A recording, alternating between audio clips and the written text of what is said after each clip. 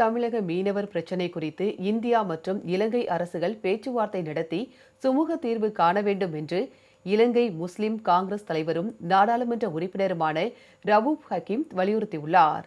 திருச்சி விமான நிலையத்தில் செய்தியாளர்களை சந்தித்த அவர், இலங்கை அதிபரை சந்தித்து தமிழக மீனவர் சமூகம் குறித்த பிரச்சினைகளை பேச உள்ளதாக கூறியுள்ளார். ராஜதந்திர ரீதியான ஒரு பிரச்சனை மாத்திரமல்ல, ரெண்டு நாட்டின் மீனவ சமூகங்களுக்கு இடையில் இருக்கின்ற ஒரு வாழ்வாதார பிரச்சனை.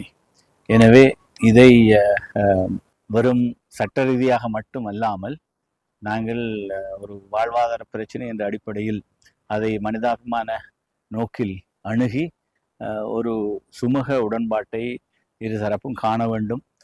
இலங்கை அரசின் மீனவத்துறை அமைச்சோடும் கதைத்து எங்களுடைய வெளியுறவு அமைச்சும் அதில் சம்பந்தப்பட்டு ஒரு நிரந்தர தீர்வு விரைவில் காணப்பட வேண்டும் என்பதை மீண்டும் நாங்கள்